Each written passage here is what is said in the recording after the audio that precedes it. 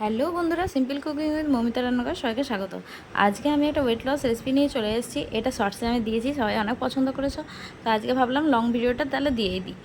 এরপর কি করেছি, ওয়েট লসের মধ্যে আম ব্যবহার করেছি, আবার চিনিও ব্যবহার করেছি। তোমরা এবার বলবে যে চিনি আম এগুলো দিয়ে কি ওয়েট লস হয়? হ্যাঁ হয়। আমি চিনিটা আমার নিজের টেস্টের জন্য ব্যবহার করেছি। যারা ওয়েট লস করবে তারা অবশ্যই চিনি দেবে না, মধু দেবে। আমার এখানে তাহলে আমি নিয়ে নিয়েছি একটা গোটা আম, তার থেকে দুটো পাল্প দিয়ে দেবো।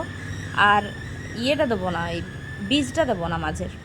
তো দুটো আমের পাল্প দিয়ে দিয়েছি, আর দুধটা দিয়ে দিয়েছি। আর এখানে ফ্ল্যাক্স সিডসের ব্যবহার করছি 2 চামচই, কিন্তু আমি ফ্ল্যাক্স সিডস গুঁড়ো করে ভেজে গুঁড়ো করে নিয়েছি মিক্সিতে, নিয়ে সেটা ব্যবহার করেছি। সেটা আমার ভিডিও ক্লিপটা নেওয়া হয়নি, বলেই দিলাম মুখে, সবাই বুঝে নিও।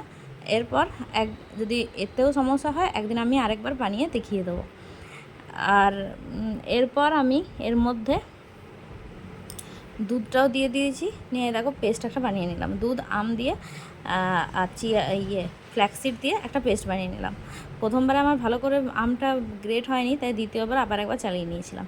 এরপর উপর থেকে আম দিয়ে দিলাম, কুচি কুচি করে আম কেটে রেখেছিলাম, সেটা দিয়ে দিলাম। দারুণ টেস্টি হয় এটা খেতে, একবার অবশ্যই বাড়িতে বানিয়ে খেয়ে দেখো। খুব ওয়েট লসে খুব উপকার হয় এটা। আর যারা ওয়েট লস করছো তারা চিনি দিও না, চিনিটা স্কিপ করে যেও, তার জায়গায় মধু উপর থেকে দিয়ে দিও। ব্যাস হয়ে গেল আজকে হেলথ ড্রিঙ্কস একটা ওয়েট লস রেসিপি। এটা খেলে সকালে ব্রেকফাস্টে খেলে অনেক মানে খুব ভালো, অনেকক্ষণ পেটটা ভরা থাকে, আর 2-3 ঘন্টা খিদে পায় না।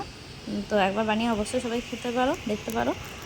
খুব উপকারী একটা রেসিপি, আর এতে কিন্তু সত্যিই ওয়েট লস হয়। ঠিক আছে, থ্যাংকস ফর ওয়াচিং। দেখা হচ্ছে নেক্সট কোনো অন্য ভিডিওতে। ভালো লাগলে সাবস্ক্রাইব।